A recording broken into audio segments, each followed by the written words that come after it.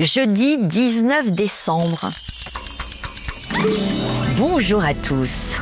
Il était une voix, une grande voix d'Europe 1 que vous prenez du plaisir à retrouver dans ces récits extraordinaires. Pierre Bellemare, c'est lui qu'on va retrouver aujourd'hui. Au matin du 25 décembre 1973, les animateurs d'Europe 1 nous font une drôle d'annonce. Ils évoquent tous une chose qui devrait débarquer d'ici peu dans le hall de la radio. Mais quelle est donc cette chose ? Rassurez-vous, ce n'est pas une créature venue de l'espace que l'on voit arriver à la radio ce jour-là, mais une gigantesque bûche en chocolat de 600 kilos et de 6 mètres de long. Ce dessert colossal a totalement émoustillé les papilles de Pierre Bellemare et des autres animateurs de l'antenne. Écoutez bien. Bonjour, au micro, Pierre Bellemare. Eh bien, depuis ce matin, vous le savez, la chose est parmi nous. Venue de loin, elle a envahi l'antenne d'Europe 1 et nos amis meneurs de jeu en parlent avec crainte et avec respect. Mais peut-être allons-nous enfin connaître la nature cachée de la chose, car n'hésitant pas à prendre des risques considérables, notre envoyé spécial, Grégory Franck, a décidé d'affronter la chose en face et doit se trouver en ce moment même auprès d'elle. Grégory Franck, où êtes-vous, s'il vous plaît? Eh bien, Pierre, je suis dans le hall, au rez-de-chaussée de la station. Oui. Je suis plaqué contre un mur, car, voyez-vous, il reste très peu de place et je contemple la chose. Et je peux en témoigner, elle est vraiment comme nos amis meneurs de jeu vous l'ont dit ce matin. Je la vois qui repose sur un lit d'argent et d'où je suis, je mesure la taille du mur de difficulté qui se dresse devant nous aujourd'hui. Dans quelques instants, vous allez pouvoir nous raconter, Pierre, les rocambolesques pérégrinations de la chose et nous verrons que lorsqu'une station de radio se trouve à la tête d'une chose comme notre chose, eh bien, il y a sûrement quelque chose à faire.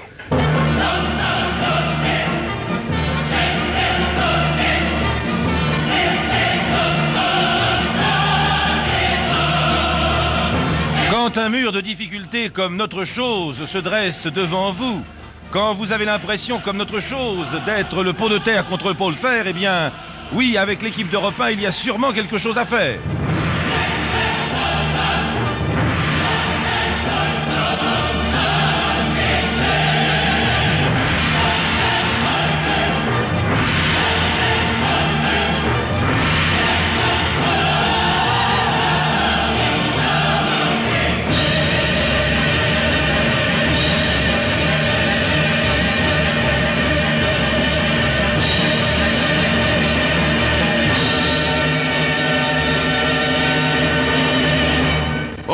Oyez, bonnes gens, voici la véridique histoire des choses qui arrivèrent à la chose. Dans un beau pays, appelé la France, se dressait en 1973 la bonne ville de Ponce. Et la bonne ville de Ponce était de la biscuiterie française la capitale. Or, il arriva, quand la belle ville de Ponce, grand émoi se fit chez les biscuitiers, lesquels décidèrent que le pays tout entier devait avoir à connaître de l'excellence des produits en la bonne ville de Ponce fabriqués. Et Ponce, cité du biscuit, s'adressa à une grande administration du beau pays de France. Cette administration, dont le nom ne sera pas prononcé ici, non, braves gens, n'insistez pas, vous n'obtiendrez pas de moi que je prononce au micro le nom de la dite administration. Sachez seulement que dans le castel où siège cette administration, on examina avec intérêt la proposition de la ville de Ponce. Elle consistait en ceci. Imaginez que soit livré le jour de Noël, dans cette administration, la plus grande, la plus longue, la plus grosse, la plus appétissante bûche de Noël qui soit au monde. Après examen de l'intérêt de la chose, l'administration accepta et la ville de Ponce mit en fabrication la bûche géante. Pour mener à bien cette entreprise et aboutir aux 750 kilos de la bûche, on fit venir 150 kilos de farine, 150 kilos de sucre, 200 kilos de beurre, 1500 œufs, 70 litres de sirop, 20 litres de cognac et 25 kilos du secret du chef. Mais ça, je ne sais pas ce que c'est. Bien. C'est... Taisez-vous là-bas. C'est lorsque tout cela fut parti, et bien parti, que quelqu'un, dans les services de l'administration en question, s'avisa que le coup de la bûche, le jour de Noël, eh bien, mine de rien, même si c'était pour une ville tout entière, c'était ni plus ni moins que de la publicité. Alors, dans ce cas-là, c'est simple, il n'y a qu'à annuler Annulons la bûche. Et d'un coup de téléphone, d'un énième bureau, on sema la panique dans la bonne ville de Pons, en Charente-Maritime. Et plus encore dans la maison Colibri, la biscuiterie Colibri qui fabriquait la bûche. Qu'est-ce qu'on allait faire de cette bûche gigantesque? Puis, quelqu'un à Pons eut l'idée de dire « Allô, Pierre Bellemare, on a une bûche, il y a sûrement quelque chose à faire. » Et c'est ainsi qu'actuellement, au rez-de-chaussée de notre station, se trouve la plus grande bûche de Noël du monde. C'est bien sûr elle, notre mystérieuse chose, et dans un instant, tous nos animateurs vont se joindre à vous pour essayer d'en faire quelque chose. Voilà. Eh bien, oui, nous allons en faire quelque chose de cette bûche. Nous vous l'avons dit, elle est considérable, elle mesure près de 6 mètres de long, elle a un diamètre d'entre 40 et 50 centimètres.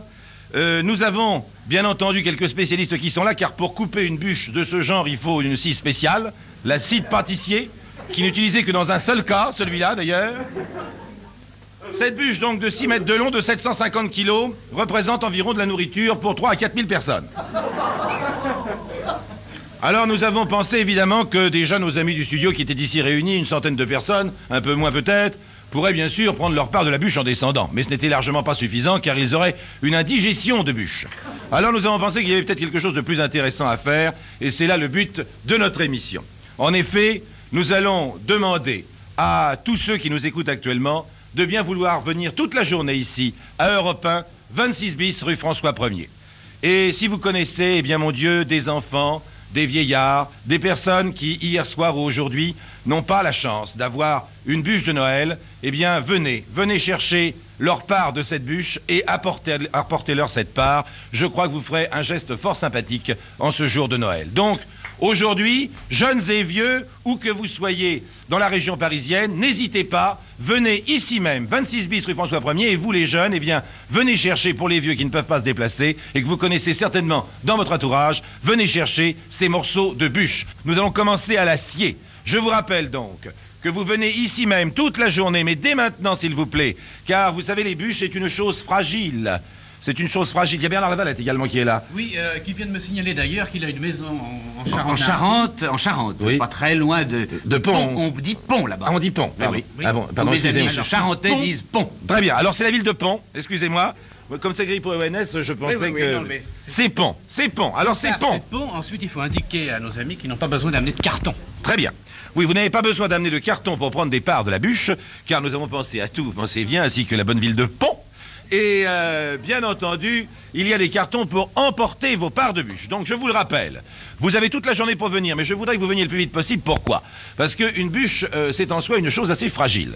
Et il ne serait pas bon qu'elle reste des heures et des heures et des heures dans le hall d'Europe 1 qui n'est pas climatisé pour recevoir une bûche. Il y fait un peu trop chaud, dirons-nous. Bien. Alors, cette bûche est venue avec un camion frigorifique. Jusque-là, pas de problème. Elle a été débarquée. Maintenant, elle est dans le hall. Tout va toujours bien. Mais il faudrait que le plus rapidement possible, maintenant, ces morceaux s'en aillent. Donc, je vous demande de vous précipiter 26 bis rue François 1er. Et je vous demande encore une fois, si vous connaissez des enfants, si vous connaissez des vieillards autour de vous qui n'ont pas eu la chance, hier ou aujourd'hui, d'avoir de la bûche de Noël, eh bien, venez en prendre pour eux. Vous l'emporterez dans un carton et je pense que vous leur ferez très plaisir en arrivant chez eux avec ce petit morceau de bûche qui vous aura été offert par la capitale de la biscuiterie française, c'est-à-dire la bonne ville de Pont. Voilà donc toute l'opération d'aujourd'hui. Grégory Franck, s'il vous plaît. Oui, moi. Allô, Grégory. Allô. Oui, je vous entends, allez-y. Oui, bah écoutez, excusez-moi.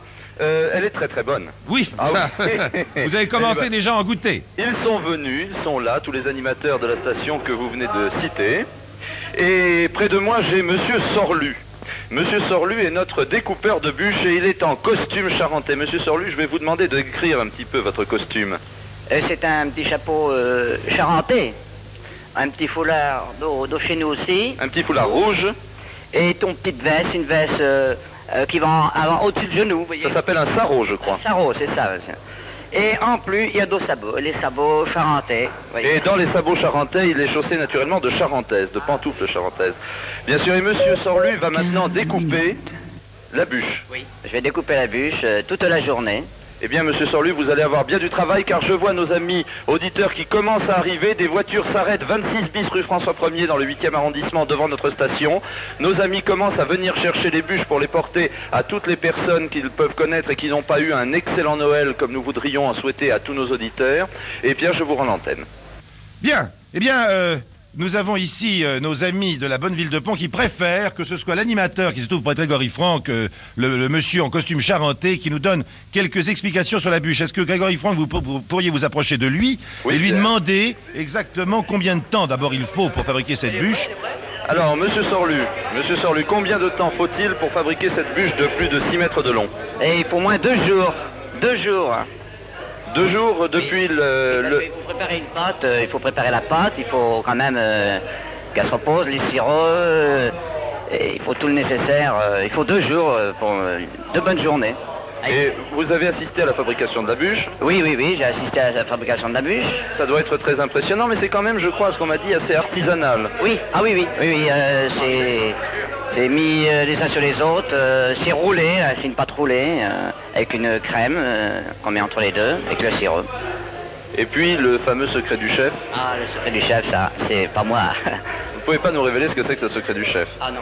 Je crois que M. Sorlu va maintenant se saisir de la scie de pâtissier et qu'il va commencer à découper, car en effet nos amis auditeurs commencent à arriver. Et je vois Rolke au bout de la table qui nous fait signe. Je m'approche et je dois faire 1, 2, 3, 4. Je dois faire plus de 7 pas, Pierre, pour arriver d'un bout à l'autre de cette bûche.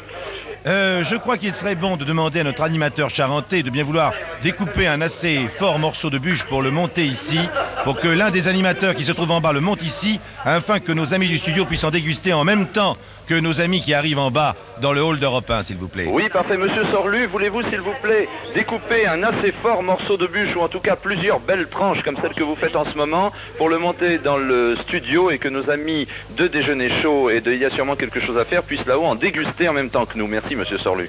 Alors je vous rappelle, toute la journée, cette bûche sera là, dans le hall d'Europe 1. Toute la journée, je n'en sais rien, j'espère bien qu'elle sera partie avant ce soir, bien entendu, en petits morceaux.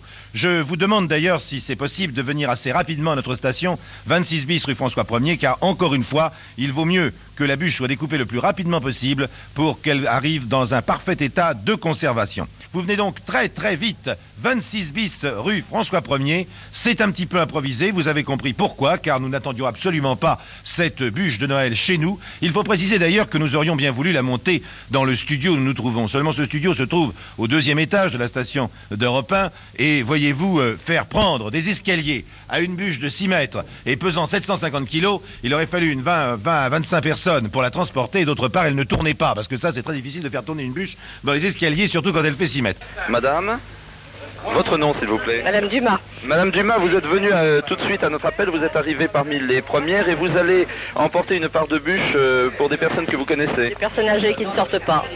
Et qui habitent dans votre immeuble? Dans mon immeuble et à côté. Oui, eh bien madame, c'est parfait. Ici autour de nous, il y a des jeunes, il y a des moins jeunes, et tous essaient de s'approcher du découpeur, monsieur Sorlu. Eh bien, je vois que l'opération est bien partie. Je vous demande encore une fois, chers amis auditeurs d'Europe 1, de venir le plus rapidement 26 bis rue François 1er. Nous serons ouverts bien sûr toute la journée. Toute la journée, vous pourrez passer. Il y en aura vraiment pour tout le monde, je vous l'ai dit. Il y a à peu près de quoi nourrir 3000 personnes. C'est vous dire que cela représente quand même un beau petit morceau de pâtisserie, comme l'on dit. Cela va bien, Pierre, cela va même très bien, puisque maintenant le hall est quasiment plein de gens qui arrivent à la tête de la bûche, si j'ose dire, parce qu'elle est vraiment très très longue, et tout au long de la bûche, je vois une rangée de gens, d'ici c'est assez impressionnant, qui attendent leur tour, comme l'on dit, pour avoir une tranche de cette bûche. Et je suis heureux de savoir que Harold Kay est arrivé à bon port, car en le voyant s'embarquer avec le plateau et cette part de bûche crémeuse, croyez-moi que nous imaginions la scène dans les escaliers. Nous serons là toute la journée, nous vous attendons. Merci encore à la ville de Pont et à la maison Colibri. Merci de venir rapidement. Merci à tous ceux qui se dévoueront aujourd'hui pour aller porter ces morceaux de bûche et pour amener un petit peu de sourire, un petit peu de miel dans le cœur des personnes âgées ou des enfants qui n'avaient pas pu avoir ce genre de pâtisserie pour le jour de Noël. Voilà, tout est dit maintenant. Merci à vous tous et nous vous attendons encore une fois, je vous le rappelle, toute la journée, 26 bis, rue François 1er. À demain pour notre émission Il y a sûrement quelque chose à faire. Vous venez de découvrir une case du calendrier de l'Avent Europe 1 à retrouver sur le site et l'application Europe 1 ainsi que sur toutes les plateformes d'écoute.